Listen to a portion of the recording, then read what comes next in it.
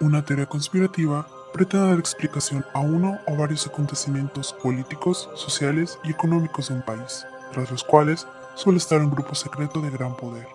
A través de este podcast, Lupita Caballero y Ana Ibarra te contarán la otra versión de esos hechos rodeados de misterio. Estás escuchando Viernes Conspirativo.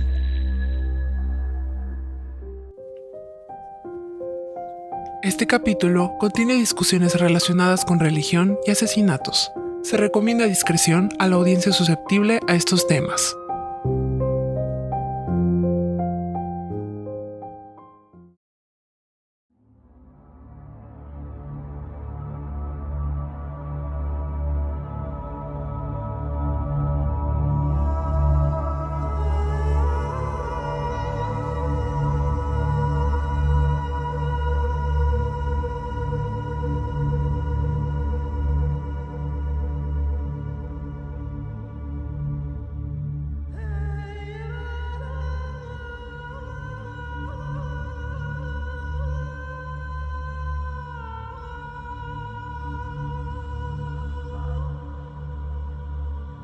Hoy nos trasladamos al otro lado del mundo, a un lugar del que mucho hemos oído pero poco conocemos. Se trata de Irán, que hasta el año de 1935 era conocido en Occidente como Persia.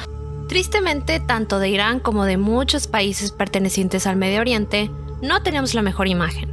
Los medios de comunicación se han encargado de mostrarnos la peor parte, y es por ello que las primeras ideas que tal vez se nos vengan a la mente cuando oímos sobre este país no sean del todo positivas. Sin embargo, es importante aclarar que a lo largo de este capítulo, el tema de discusión no girará en torno si al Islam como religión en sí es buena o mala. Lo que nosotras pondremos en tela de juicio es el radicalismo con el que se ejecutaron los actos dentro del caso. Nosotras y este programa no promovemos ningún tipo de discriminación hacia grupos o individuos por su etnia, raza, religión, orientación sexual o condición social. Dicho esto, le pedimos encarecidamente a la audiencia no malinterpretar nuestras palabras y mantener una postura neutral ante lo que relataremos.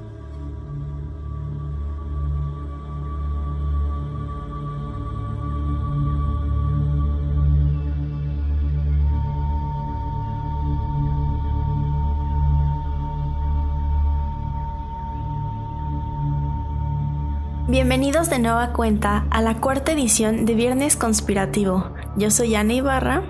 Y yo, Lupita Caballero. Como ya mencionamos con anterioridad, el tema de hoy se desarrolla en el actual Irán, y me parece que aquí en Occidente no se sabe mucho de ello. No, para nada, pero precisamente esa es la razón por la cual lo hemos traído a Viernes Conspirativo. Es importante conocer casos fuera de nuestra zona de confort, porque así podemos entender de mejor manera a otras culturas y lo que pasa a nuestro alrededor. Definitivamente. Y además, este caso es demasiado interesante y conspirativo como para no hablar de ello. Lupita, cuéntanos un poco sobre de qué va esta misteriosa historia. Los asesinatos en cadena de Irán fueron, como su nombre lo dice, una serie de muertes violentas que generaron gran polémica e intriga en la población iraní. Y más, porque quienes fueron asesinados eran miembros de la Asociación de Escritores Iraníes, grupo que, para la época en la que se dieron los hechos, estaba en contra del régimen político-religioso iraní y también buscaba combatir la censura que se les había impuesto desde la Revolución Islámica de 1979. Como ya es notorio en este programa, no podemos ahondar en el tema sin antes dar un contexto previo. Así que presten atención a esto porque puede resultar un poco complicado dado los nombres y conceptos del Islam, puesto que no sabemos persa ni ninguna lengua parecida, así que ténganos paciencia. Empezaremos explicando en resumidas cuentas en qué consiste el Islam, porque como ya dijimos, mucho escuchamos, pero poco conocemos. Esta religión es abrahámica, lo que quiere decir que toman a Abraham como su padre, como un modelo a seguir, y para el Islam, Abraham fue considerado el primer musulmán. Esta religión es monoteísta, lo cual quiere decir que creen en un solo Dios, Alá, y por ende en su profeta, Mahoma. Los musulmanes basan toda su creencia en el Corán y los sunás, que son los escritos sagrados. Esta doctrina se dividió en dos ramas, los chiitas y los suníes. Los chiitas son los seguidores de la Shia del Imam Ali, el partido o facción que reconoce al primo y yerno de Mahoma, Ali ibn Abi Talib, como su sucesor luego de la muerte del profeta. Por otra parte, los suníes no querían que Mahoma haya dejado a un sucesor designado, así que nombraron como califa a su suegro Abu Bakr. Ambas ramas comparten muchos de los principios dictados en el Corán. Sin embargo, es notable mencionar que un 80 o 90% de la población musulmana pertenece a la rama suní, mientras que solo un 10 o 20% pertenece a la chií, dentro de las cuales se encuentra Irán. Teniendo en cuenta esta referencia religiosa, iniciamos con los hechos. En noviembre de 1998, Dariush y Biafarni Furujar fueron brutalmente asesinados en la casa familiar en el sur de Teherán, la capital de Irán. Dariush, de 70 años, fue apuñalado 11 veces en la silla de su estudio. Aquel mueble se encontraba colocado en dirección a la Meca. Su esposa, por desgracia, recibió una muerte más sádica, violenta y dolorosa. Fueron 24 puñaladas las que asestaron su cuerpo, dejándola a ella y a su marido como las primeras víctimas de lo que pronto se convertiría en una serie de asesinatos en cadena. Posterior a esto, Mohammad Mokhtari, un escritor y poeta de 56 años, también sufrió una muerte trágica. Su cadáver apareció en el exterior de una fábrica de cemento a las afueras de la ciudad de Teherán, al día siguiente de su desaparición. Se encontró junto a su cuerpo un bolígrafo y papel. El hombre fue cruelmente estrangulado, pues los moretones le cubrían todo el cuello. Ese mismo día desapareció un amigo de la familia Mokhtari, el traductor Mohammad Jafaru Buyanda, de 44 años, quien fue secuestrado en las afueras de su oficina y corrió la misma suerte que su colega, al ser estrangulado y hallado 3 días después de su desaparición. Estos casos aparentemente aislados comenzaron a generar intriga en la sociedad iraní, y más porque en el caso de Buyanda y Mokhtari, ambos pertenecían a la Asociación de Escritores Iraníes, un grupo que estaba en contra de las ideas políticas del Irán de aquel entonces. Los Furujar, al igual que ellos, no concordaban con el enfoque chiita que el gobierno había tomado desde la Revolución Islámica. En el año de 1994, la asociación había redactado una carta en donde se exigía la libertad de expresión en el país. Y sí, estos dos hombres colaboraron en la escritura del texto, pero no actuaron solos. Hubieron más escritores quienes apoyaron firmemente la idea. Ahora abrimos espacio para ahondar sobre este contexto político del cual tanta disconformidad tenían estos poetas y escritores. Situémonos en los años 50. En el antiguo Persia reinaba el emperador, o como debería decirse, el Shah. Su nombre era Mohammad Rida Pahlavi, y fue durante su mandato cuando se dio lo que hoy en día se conoce como Revolución Islámica. Este gobierno conflictivo estaba precedido por el de su padre, Rida Shahin, quien de por sí ya había echado sal a la herida. Y es que lo que este Shah hizo fue algo imperdonable para la comunidad iraní, pues había reemplazado sus leyes islámicas por las occidentales. Esto conllevó a mucha disconformidad, manifestaciones y represalias que siguieron hasta el ascenso del hijo, Pahlavi, en los 40s. Para la Segunda Guerra Mundial, el imperio persa ya se había occidentalizado casi por completo. Sus costumbres se amoldaron al estilo europeo y los tratos comerciales, como los del petróleo, eran apoyados por potencias occidentales. En los años 70 comenzaron las protestas más violentas en contra de las políticas del gobierno de Pahlavi. Los grupos de izquierda, el Partido Comunista Todewuj y las fuerzas religiosas tradicionales se unieron en contra de la occidentalización de Irán. Es entonces que aparece un personaje importante, Rao Allah al-Khamenei. Este hombre no era cualquier persona, se trataba de un ayatollah, que dentro del clero chií representa el segundo puesto más importante después del gran ayatollah.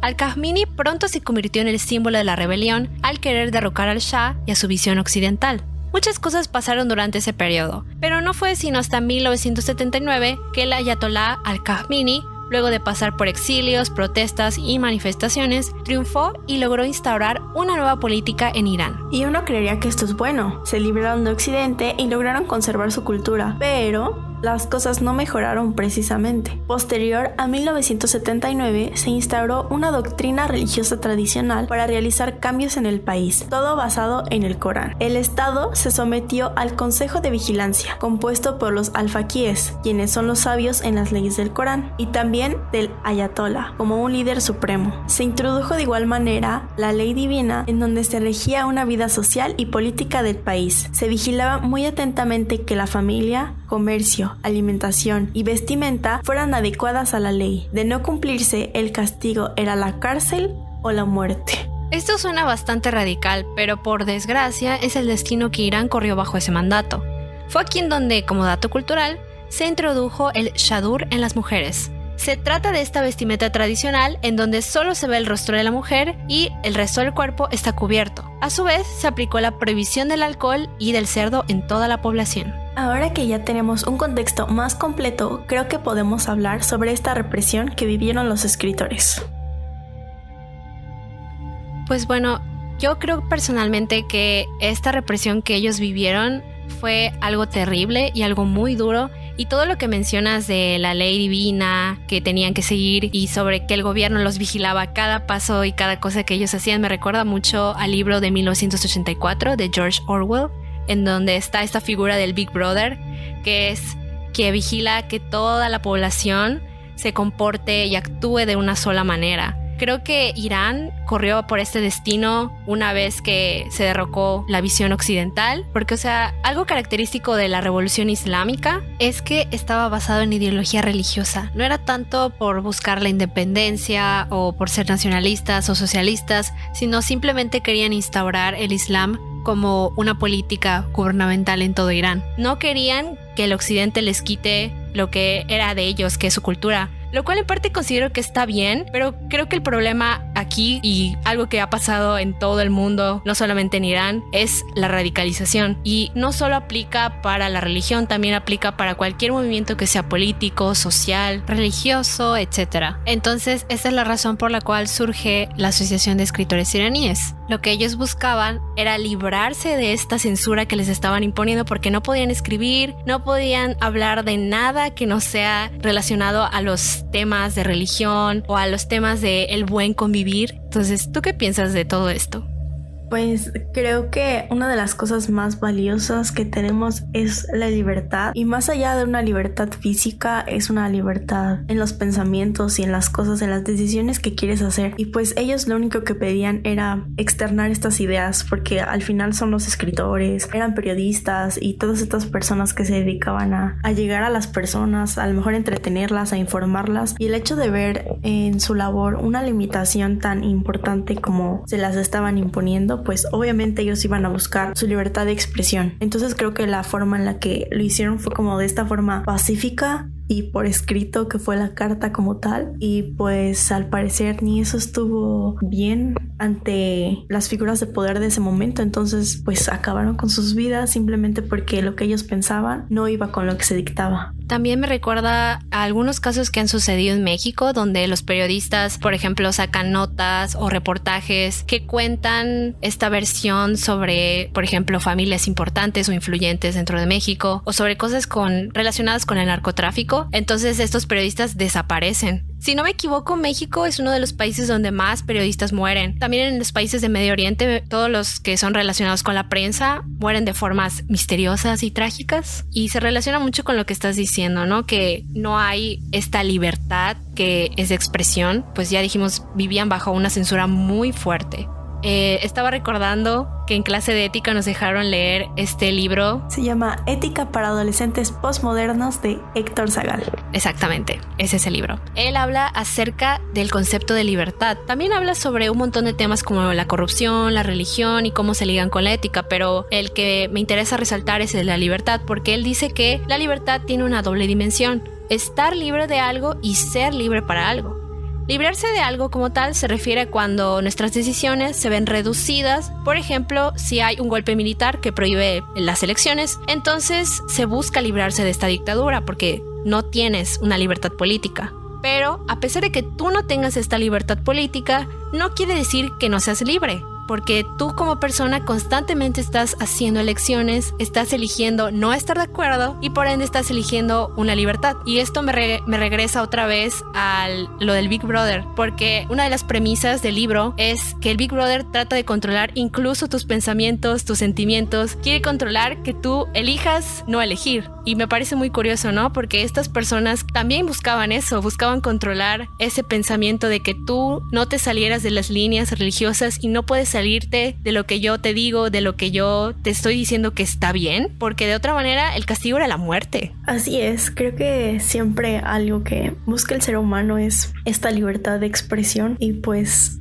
no falta quien imponga sus ideas de lo que es correcto, de lo que no, y pues obviamente siempre va a tener su grupo de seguidores y así, entonces pasan estas cosas de las que ya hemos hablado antes y pues no sé, creo que es una pena por el hecho de que estas personas tienen muchas cosas que decir para el beneficio y bienestar de los demás, pero alguien que simplemente piensa en sus intereses impone más, por lo tanto opacan las ideas que son posiblemente positivas. Claro, pero también hay que resaltar y recalcar que esto no es algo que solamente pasa en Medio Oriente, pasa en todos lados del mundo, con doctrinas políticas, sociales. El radicalismo siempre es la faceta extrema de las cosas, ¿no? Y también lo podemos comparar con lo que fue el nazismo en Alemania, con todas las dictaduras que ha vivido Latinoamérica. Entonces, pues sí, eso es algo muy feo. Creo que lo bello de la sociedad humana es que nosotros podamos pensar diferente al otro, porque imagínate cómo sería el mundo si todos pensáramos de la misma manera y si todos actuáramos igual. ¿No crees que sería algo aburrido? ¿Cómo crees que sería ese mundo? Pues sí, como todo cuadrado y gris, por el hecho de que no hay estímulos que generen otras personas o así, que te ayuden a lo mejor a destapar tu creatividad, a lo mejor en buscar mejoras, a lo mejor en florecer sentimientos o algo así. Creo que si todos pensáramos igual y actuáramos igual, creo que ni siquiera estiran los sentimientos y las emociones. Sí, eso es muy cierto, porque todos estaríamos como robots. O sea, estaríamos condicionados a actuar de la misma manera o a pensar de la misma manera. Entonces reaccionaríamos exactamente igual ante todos los estímulos que se nos den y no habría mucha diferencia entre nuestras personalidades, en nuestras formas de ser. Así que ese punto que comentas sí te doy toda la razón porque estoy muy de acuerdo. En fin, ya volviendo al caso, una de las cosas que más intriga generó es lo que pasó después. Después de estos asesinatos en 1998, a medida que iban investigando más y más el caso, salieron otra serie de hechos misteriosos que ocurrieron esta vez en el año de 1996. Las cosas se complicaban mucho más al aparecer nuevos testimonios. Este es el suceso de 1996. Se vieron involucrados un grupo de poetas, escritores y periodistas. ¿Y qué creen? También pertenecían a la Asociación de Escritores Iraníes. Todos ellos iban en un autobús rumbo a Armenia, donde creían inocentemente que tendrían una conferencia literaria tranquila como cualquier otra. El camino era largo y sinuoso. El autobús tenía que atravesar montañas cubiertas bajo la espesa niebla. Así que, a medida que iba pasando el tiempo, uno a uno los pasajeros se durmieron. Sin embargo, al amanecer, su sueño se vio interrumpido por el repentino sacudón del autobús. Este aceleraba con gran fuerza. Los pasajeros pudieron ver cómo el vehículo se dirigía hacia el borde de un acantilado. Pero, para su suerte, una roca se interpuso en el camino y evitó que cayera en las profundidades. No obstante, el peligro no terminaría ahí. Unos minutos más tarde, el conductor volvió a enfilar el autobús hacia el acantilado y esta vez saltó del vehículo mientras este se acercaba al precipicio de más de 300 metros. El vehículo se detuvo cuando un pasajero saltó al asiento del conductor y tiró del freno de mano, haciendo que patinara hasta detenerse al borde del abismo.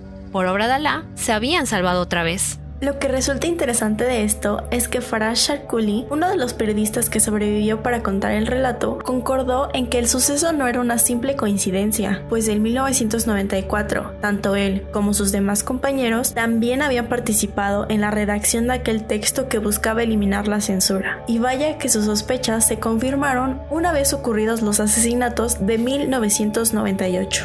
En sus propias palabras describe: nos obligaron a escribir una carta en la que aceptábamos no hablar del incidente con nadie. Después de esto, comprendimos que querían matarnos a todos. Poco después del incidente del autobús, fue secuestrado por el servicio secreto iraní y solo logró evitar una sentencia de muerte después de las intervenciones de la comunidad internacional. Todo esto nos lleva a hablar sobre las posibles teorías que, déjenme decirles, son muchas. La primera nos habla sobre un grupo radical llamado Hermanos Devotos y Puros del Islam Musulmán de Mustafa Nawab, que según habían asesinado a los escritores porque les parecía indignante el que ellos estuvieran criticando y rebelándose contra el sistema religioso que había en Irán. No se descarta esta posibilidad. Pienso yo que un grupo radical bien pudo haber cometido el crimen, pero ¿solo ellos?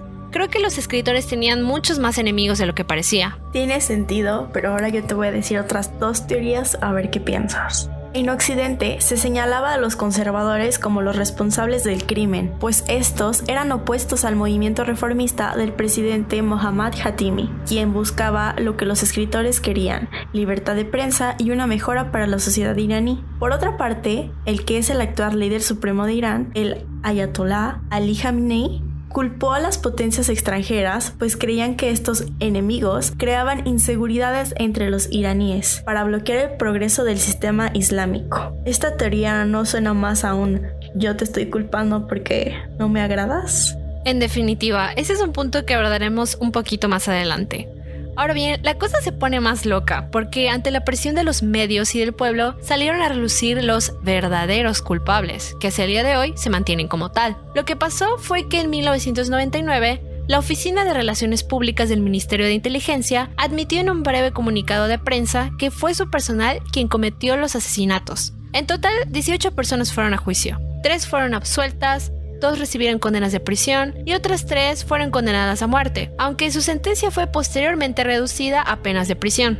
El principal sospechoso, se dice, fue un ex viceministro de inteligencia llamado Said Imam Mijo, junto con otros de sus subordinados. La prensa iraní informó que Imam Mijo no solo fue responsable de la muerte de los Furujar, Mokhtari, Puyanda y Sharifo, sino también de asesinatos anteriores en los años 80 y 90 y la inesperada muerte de Ahmad Ali Khomeini, hijo del Ayatollah Khomeini. Sumado a eso, Hasur Barati se señaló como el culpable del intento fallido de asesinato del grupo de escritores en 1996. Hasta aquí todo va bien, ¿no? Uno pensaría, encontraron a los culpables, fin del asunto, pero lamentablemente eso no pasó. Cuando todo parecía encajar, una noticia desalentadora puso patas arriba hacia el caso. Y es que Said Imam Mijo fue encontrado muerto cuando estaba bajo custodia de las autoridades. Estos dijeron que se había suicidado al ingerir una botella de removedor de cabello. Y lo peor es que el arresto de Imam Mijo no fue revelado hasta el 3 de junio de 1999, 6 meses después de que supuestamente acabara con su vida. Es decir, cuando salió el comunicado de prensa, solo dieron a conocer que los responsables fueron parte del personal del Ministerio de Inteligencia. Dieron nombres de posibles sospechosos, pero no hubo noticias de ningún arresto. Hasta que el culpable se suicidó. Exacto, es hasta que sale la noticia de su muerte cuando dicen que sí, en efecto, lo arrestaron. De hecho, varios hechos se sumaron al escepticismo sobre si se había encontrado a los verdaderos culpables y si se había hecho justicia. No se publicaron fotos ni ninguna información de los agentes del Ministerio de Inteligencia implicados, siendo su identidad secreto de Estado. Con eso que acabas de decir, inicia todo lo que es la teoría conspirativa de este caso. Para empezar, las familias de las víctimas nunca estuvieron de acuerdo con estos boletines de prensa, nunca estuvieron de acuerdo con los disque culpables, porque hablamos de este personaje que es Said Imam Mijo. Él, como ya mencionamos, era el ex viceministro del Ministerio de Inteligencia, pero creo que muchas personas estarían de acuerdo conmigo que él fue un chivo expiatorio. Y te voy a explicar por qué creo esto. Mira, un ex compañero de Imam Mijo apellidado Farhad Mesbahi huyó de Irán en 1996, y esto debido a que Imam Mijo le había advertido sobre una orden de asesinato que el Ministerio de Inteligencia quería llevar a cabo. Recordemos que fue esta fecha donde ocurrió el intento fallido de asesinato de los escritores en el autobús. Ahora, Mesbahi se fue a Alemania, donde igual fue testigo de otro acto violento. Esta vez fue en un restaurante llamado Mykonos. La policía alemana inició un juicio en donde Mesbahi señaló a Irán como los culpables del crimen. Y el Ministerio de Inteligencia se preguntó, bueno, ¿cómo es que él sabe de todo esto si se supone que es un secreto de Estado? Entonces todos los reflectores giraron en torno a Imam Mijo. Y esto tiene todo el sentido del mundo porque él no solo sabía sobre los asesinatos del 98, sabía también acerca del accidente que iba a pasarles a los escritores en el 96 y también sabía sobre este asesinato que se iba a dar en el restaurante en Alemania. Suena muy lógico para mí que quisieran echarle toda la culpa a él porque sabía demasiado. Y recordemos que las personas que saben demasiado son las que terminan muertas o desaparecidas en misteriosas circunstancias. Así que el arresto de Imam Mijo fue en parte por eso y también para evitar que él filtrara información y comprometiera el liderazgo de Irán. Les convenía que estuviera muerto porque de esa manera no se puede defender, no puede hacer nada y pues es tan simple como decir él lo hizo y ya está. Eso que pasó con la muerte de Imam Mijo, que pues básicamente lo suicidaron, Me recuerda un poco a lo que pasó con Jeffrey Epstein, igual, una persona que sabía demasiado, que también tenía sus trapos y todo, pero convenía más que estuviera muerto y casualmente se suicidó. Y pues creo que lo mismo pasó con este sujeto. Sí, igual esto del suicidio es algo como una técnica muy recurrente cuando hay teorías conspirativas muy fuertes. Igual en estos casos de Pizzagate, por ejemplo, estas personas que hacen videos diciendo yo sé esto del tema y yo te puedo decir los nombres, después misteriosamente se suicidan o les ocurrió un accidente, algo les pasa. Precisamente esa es la razón por la cual estamos discutiendo estas teorías conspirativas. Claro, por eso estamos aquí.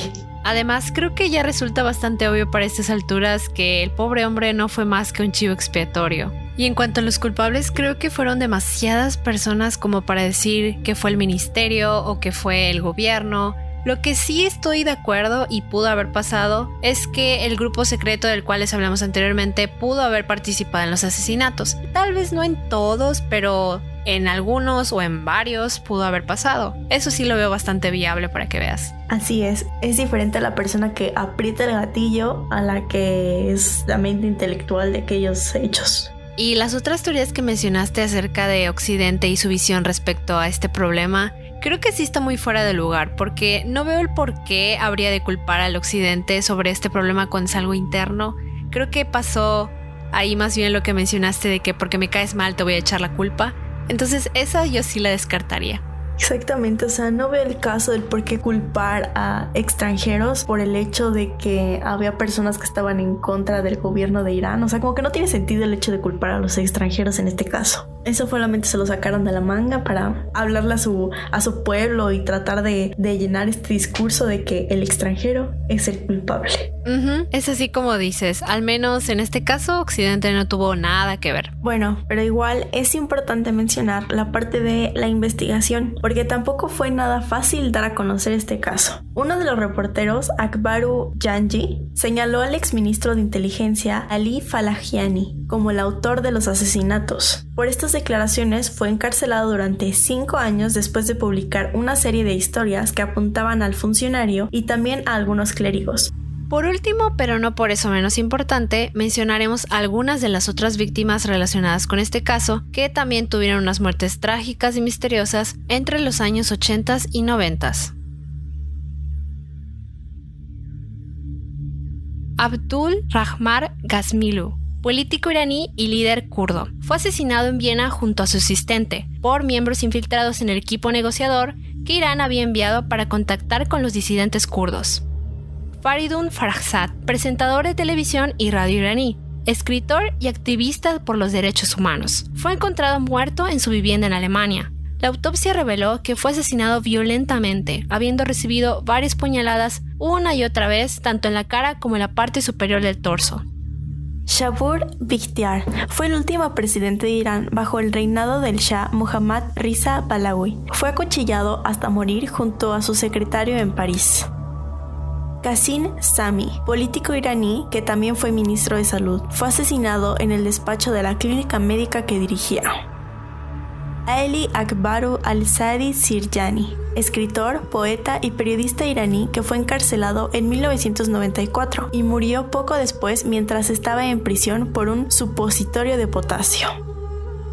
Estos son algunos de los nombres que había en la investigación, pero hay muchísimos más. Son tantos que no podríamos mencionarlos en este capítulo porque tardaríamos muchísimo. Pero lo importante de todo esto es que estas personas fueron muy valientes a luchar por sus ideales y tristemente fueron asesinadas por ello, pero eso no quiere decir que no hayan dejado una huella y que no hayan cambiado, aunque sea un poquito, a la sociedad de hoy en día. Sí, se dan cuenta, son personas que estaban en el poder y creo que estaban buscando el bienestar de la población por el hecho de que eran políticos, estaban en el área de salud, eran poetas, escritores, incluso un presentador de televisión. O sea, personas que tenían voz fueron las que fueron atacadas. Por desgracia fue así. Y este caso es un claro ejemplo de lo que el radicalismo puede lograr. El asesinato de personas inocentes que solo buscaban un derecho tan básico como es la libertad de expresión. No importa cuál sea tu religión, ideología política o a qué partido de fútbol le vayas. Al final de cuentas, no todos podemos tener la misma perspectiva de las cosas. Y eso no es malo, simplemente nos hace diferentes. O sea, obviamente siempre hay que aceptar que hay personas que tienen diferentes opiniones y decisiones, pero también hay que discernir de las decisiones y opiniones que afectan la forma de vivir de las demás personas. Pero ese ya es un punto de aparte. Así que lamentablemente este caso queda abierto, aunque se supone quiénes fueron o se tiene una idea de los que fueron responsables de esto, y es claro que nunca hubo justicia para las víctimas o sus familias. Sin embargo, gracias a los periodistas, a la Asociación de Escritores y a los hijos de las víctimas, fue que pudimos dar a conocer esta historia y, de nuevo, no dejar que sus nombres fueran olvidados. Si quieren conocer aún más del tema que les hemos platicado, les recomendamos el artículo de la BBC que lo encuentran bajo el nombre de Los asesinatos en cadena de Irán, la ola de misteriosas muertes que siguen causando polémica 20 años después, escrito por Sarah Fowler. Les estaremos dejando los links de las páginas consultadas en nuestras redes sociales para que también se animen a leer un poco más sobre la historia de Irán, ya que, aunque es algo compleja, considero que es de gran importancia. De esta manera entenderán mucho acerca de los problemas actuales que viven y también les dará un contexto general sobre su religión, política y cultura. Les invitamos a escuchar los otros capítulos de Viernes Conspirativo que están disponibles en Spotify, Apple Podcasts, Google Podcasts, en nuestro canal de YouTube, que lo puedes encontrar bajo el mismo nombre de Viernes Conspirativo. También nos puedes seguir en nuestras redes sociales, que tenemos Instagram, Facebook, en donde vamos a estar compartiendo contenido relacionado con el podcast y vamos a dar avisos de cuando se sube un nuevo capítulo. Vamos a dejar un Linktree que solamente le dan clic y van a ver como diferentes casillas, y dependiendo de lo que estén buscando, si es Facebook, Instagram, le dan clic y los va a redireccionar directamente a nuestros perfiles. Así que muchas gracias por escucharnos y nos vemos a la próxima.